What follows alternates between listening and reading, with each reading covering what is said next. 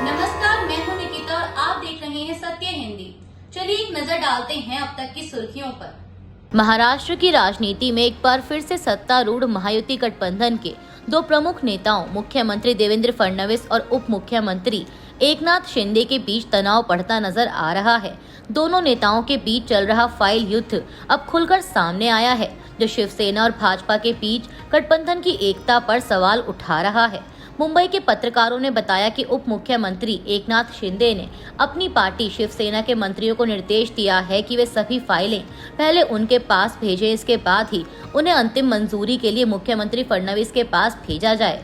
यह निर्देश पिछले 2 हफ्तों से लागू है और शिवसेना के 9 कैबिनेट मंत्रियों और 2 राज्य मंत्रियों द्वारा इसका पालन किया जा रहा है।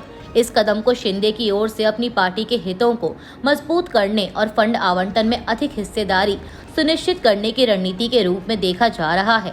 वहीं दूसरी ओर मुख्यमंत्री देवेंद्र फडणवीस ने शिंदे के नेतृत्व वाले शहरी विकास विभाग को निर्देश दिया है कि फंड और चल रही योजनाओं से संबंधित सभी फाइलें सीधे उनके कार्यालय में भेजी जाएं।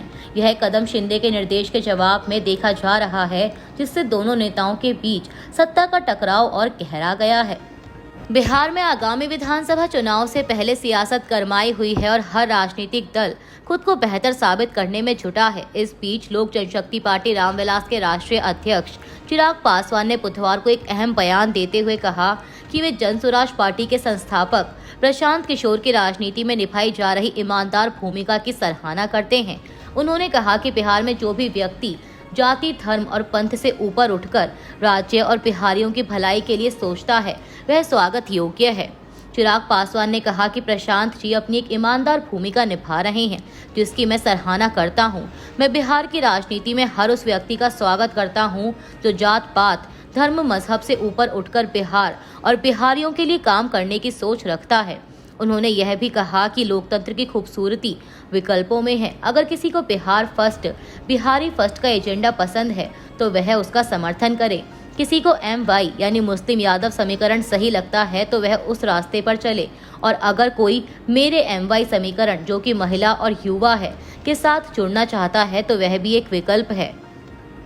पूर्व उपराष्ट्रपति जगदीप धनखड़ के इस्तीफे के बाद निर्वाचन आयोग ने चुनाव को लेकर प्रक्रिया शुरू कर दी है। इस बीच अगले उपराष्ट्रपति को लेकर कई तरह के कयास लगाए जा रहे थे। इस पद को लेकर कई नाम सामने आ रहे थे, लेकिन अब एक बड़ा खुलासा हुआ है। मीडिया रिपोर्ट्स के मुताबिक देश का अगला उपराष्ट्रपति भाजपा से ही होगा और सभी सहयोगी दल उसके साथ हैं। हालांकि अभी तक नाम को लेकर खुलासा नहीं हुआ। ABP न्यूज के मुताबिक भाजपा उपराष्ट्रपति के चुनाव को लेकर तैयारी में जुट गई है। वह अपना ऐसा उम्मीदवार सामने करेगी जो कि 5 सालों तक का कार्यकाल पूरा कर सके। उम्मीदवार को चुनने के दौरान पार्टी कई कारकों पर विचार करेगी। JDU और TDP समेत सभी सहयोगी दल भाजपा के साथ हैं। JDU के नेता रामनाथ ठाकुर का नाम उपराष्ट्रपति की दौड़ में शामिल किया गया था, लेकिन मौजूदा रिपोर्ट के मुताबिक वे फिलहाल दौड़ से बाहर हैं। इसके अलावा केरल के पूर्व राज्यपाल आरिफ मोहम्मद खान भी लिस्ट में शामिल हैं। हरिवंश नारायण सिंह को लेकर भी चर्चा थी। वे राज्यसभा के उपसभापति हैं और JDU के नेता भी हैं। केंद्रीय कृषि मंत्री और मध्य प्रदेश के पूर्व मुख्यमंत्री शिवराज सिंह चौहान भी चर्चा में रहे हैं। तेलंगाना के मुख्यमंत्री रेवंत रेड्डी ने मांग करते हुए कहा है कि अगला उपराष्ट्रपति तेलंगाना से होना चाहिए। तेलंगाना अपने हक का हकदार है। उन्होंने कहा कि तेलुगु भारत में हिंदी के बाद दूसरी सबसे अधिक बोली जाने वाली भाषा है। मैंने NDA से बंडारू दत्तात्रेय को भारत का अगला उपराष्ट्रपति नियुक्त करने की मांग की है। उन्होंने कहा कि बंडारू दत्तात्रेय को उपराष्ट्रपति बनाया जाए तो अच्छा होगा। मुझे नहीं पता कि धनखड़ जी ने इस्तीफा क्यों दिया, यह दुर्भाग्यपूर्ण है। उन्होंने कहा कि भारत का उपराष्ट्रपति तेलंगाना से होना चाहिए। पिछली बार चर्चा थी कि वेंकैया नायडू को राष्ट्रपति बनाया जाएगा, लेकिन उनके साथ अन्याय हुआ और उन्हें दिल्ली से वापस भेज दिया गया। एक तेलुगु भाषी व्यक्ति को उसके घर वापस भेज दिया गया। इसलिए इसे ठीक करने के लिए बंडारू दत्तात्रेय को हरियाणा के राज्यपाल का कार्यभार सौंपा गया। जब वह केंद्रीय मंत्री थे तो उनका पद जी किशन रेड्डी को सौंप दिया गया था। बांदी संजय तेलंगाना भाजपा के अध्यक्ष थे, लेकिन अब एक ब्राह्मण रामचंद्र राव को यह जिम्मेदारी दी गई है। रेवंत रेड्डी ने आरोप लगाते हुए कहा कि इस प्रकार दक्षिण में, विशेष रूप से तेलंगाना में सभी OBC का कद NDA ने कम कर दिया। 100 खून माफ करने के लिए अगर बंडारू दत्तात्रेय को उपराष्ट्रपति बनाया जाए तो अच्छा होगा। असम के मुख्यमंत्री हेमंत बिस्वा शर्मा ने बुधवार को बताया कि असम सरकार शिक्षा की विभिन्न गतिविधियों के लिए विश्व बैंक से 2,750 करोड़ रुपए का कर्ज लेगी। कैबिनेट बैठक के बाद डिब्रूगढ़ में एक प्रेस कॉन्फ्रेंस में हेमंत बिस्वा शर्मा ने बताया कि सरकार ने राज्य के शिक्षा क्षेत्र के लिए विश्व बैंक से 2,750 करोड़ रुपए का उधार लेने का फैसला किया है। उन्होंने कहा कि विश्व बैंक को इस राशि का 90% भुगतान केंद्र सरकार और 275 करोड़ रुपए का भुगतान असम सरकार करेगी। मुख्यमंत्री ने कहा कि इस राशि का उपयोग शिक्षकों को गणित और विज्ञान का प्रशिक्षण देने, प्रधानाध्यापकों को प्रबंधन प्रशिक्षण देने, विज्ञान और प्रौद्योगिकी पर काम करने और छात्रों के स्कूल छोड़ने की दर को रोकने में किया जाएगा।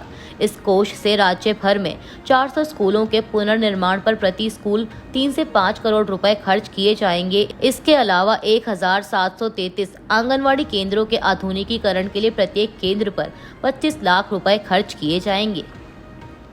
मराठी भाषा की अस्मिता का मुद्दा उठाने वाली राज ठाकरे की महाराष्ट्र नवनिर्माण सेना ने एक बार फिर हिंसा का रास्ता चुना है। मीडिया रिपोर्ट्स के मुताबिक इस बार मनसे कार्यकर्ताओं ने नांदेड़ में सुलभ शौचालय चालक पर थप्पड़ बरसा दिया और वीडियो बनाकर वायरल भी किया। जानकारी के अनुसार शौचालय संचालक पर आरोप था कि वह शौच के 5 रुपए ले रहा है, जिस पर सवाल उठाए जा रहे थे।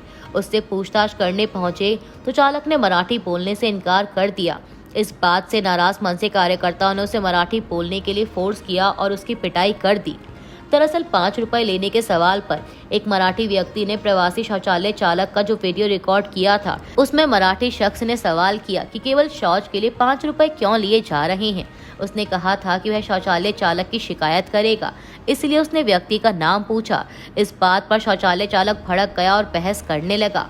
वीडियो में शौचालय चालक कहता दिखा कि तू कोई साहब है क्या। इस पर वीडियो बनाने वाले शख्स ने जोर देकर कहा कि मराठी में बात करो, लेकिन चालक ने साफ मना कर दिया। और जब यह वीडियो राज ठाकरे के कार्यकर्ताओं के पास पहुंचा तो वे बस स्टैंड तक आ गए और फिर शौचालय चालक के साथ मारपीट शुरू कर उससे माफी मंगवाई। ऑस्ट्रेलिया ने बीफ इंपोर्ट यानी गाय के मांस को लेकर एक बड़ा फैसला किया है। वह अमेरिका से बीफ के आयात पर प्रतिबंध हटाने जा रहा है। मीडिया रिपोर्ट्स के मुताबिक बताया जा रहा है कि ऑस्ट्रेलिया के इस फैसले के पीछे ट्रंप प्रशासन की नाराजगी थी, जो कि ट्रेड डील में एक बाधा बन रही थी। 2003 से अमेरिका का बीफ ऑस्ट्रेलिया में लगभग पूरी तरह से बैन है। उस समय मैड काउ डिसीज नाम की एक बीमारी फैल गई थी। ऑस्ट्रेलिया में दुनिया के सबसे सख्त बायोसिक्योरिटी कानून है, इसीलिए यह रोक लगाई गई थी। अप्रैल में जब व्हाइट हाउस ऑस्ट्रेलिया पर टैरिफ की बात कर रहा था, तब उस समय अमेरिका ने इन प्रतिबंधों का हवाला दिया। हालांकि ऑस्ट्रेलिया की सरकार ने इस बात से इनकार किया है कि इस फैसले का ट्रेड विवाद से कुछ लेना देना है। सरकार का कहना है कि यह फैसला 1 दशक लंबी जांच के बाद लिया गया, जिसमें पाया गया कि अमेरिका ने बीफ की सुरक्षा से जुड़े नियमों में सुधार किया है। गजा में जारी मानवीय संकट पर चिंता व्यक्त करते हुए भारत ने जोर देकर कहा है कि युद्ध विराम लागू किया जाना चाहिए।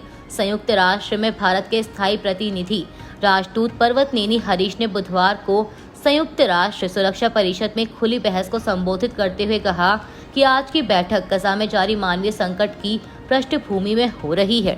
युद्ध विराम में रुक रुक कर होने वाली रुकावटें उन लोगों के सामने आने वाली मानवीय चुनौतियों के पैमाने का समाधान करने के लिए पर्याप्त नहीं है, जो रोजाना भोजन और ईंधन की भारी कमी, अपर्याप्त चिकित्सा सेवाओं और शिक्षा तक पहुंच की कमी से जूझ रहे हैं। संयुक्त राष्ट्र की एक शीर्ष अदालत ने जलवायु परिवर्तन को लेकर एक ऐतिहासिक फैसला सुनाया है। अदालत के इस फैसले ने जलवायु परिवर्तन के मुद्दे पर देशों के लिए एक दूसरे पर मुकदमा करने का रास्ता साफ कर दिया है। नीदरलैंड्स के हेग शहर में स्थित इंटरनेशनल कोर्ट ऑफ जस्टिस के न्यायाधीश ने बुधवार को कहा कि यह पता लगाना कठिन हो सकता है कि जलवायु परिवर्तन के किस हिस्से के लिए कौन जिम्मेदार है। इस फैसले को लेकर कानूनी विशेषज्ञों का कहना है कि इसका असर दूरगामी हो सकता है। यह फैसला उन देशों की जीत के तौर पर देखा जाएगा जो जलवायु परिवर्तन से सबसे अधिक प्रभावित हैं। ये देश इस समस्या से निपटने में वैश्विक प्रगति की कमी से परेशान होकर अदालत पहुंचे थे। संयुक्त राष्ट्र एजेंसी का कहना है कि गजा में भूख के कारण विनाशकारी परिणाम हो सकते हैं। विश्व स्वास्थ्य संगठन ने कहा कि गजा में गर्भवती और स्तनपान कराने वाली महिलाओं में से 20% महिलाएं कुपोषण का शिकार हैं। संयुक्त राष्ट्र यौन एवं प्रजनन स्वास्थ्य एजेंसी ने कहा कि गजा में भूखमरी, मनोवैज्ञानिक आघात और स्वास्थ्य सेवा की गिरावट के कारण बच्चों का जन्म मुश्किल हो सकता है। एजेंसी ने चेतावनी दी कि ये स्थितियां एक पूरी पीढ़ी के अस्तित्व के लिए खतरा हैं। संगठन ने 2025 के पहले 6 महीने के आंकड़े पेश किए, जिनके अनुसार जन्म दर में तेजी से गिरावट आएगी। एजेंसी ने बताया कि जनवरी से जून तक 220 माताओं की मौत हो गई है। यह 2022 में दर्ज मातृ मृत्यु की कुल संख्या में 20 गुना से भी अधिक है। अभी के लिए बस इतना ही। बाकी की खबरों के लिए बने रहिए सत्य हिंदी के साथ। Copyright disclaimer under Section 107 of the Copyright Act 1976. Allowance is made for fair use for purposes such as criticism, comment, news reporting, scholarship, and research. Fair use is a use permitted by copyright statute that might otherwise be infringing.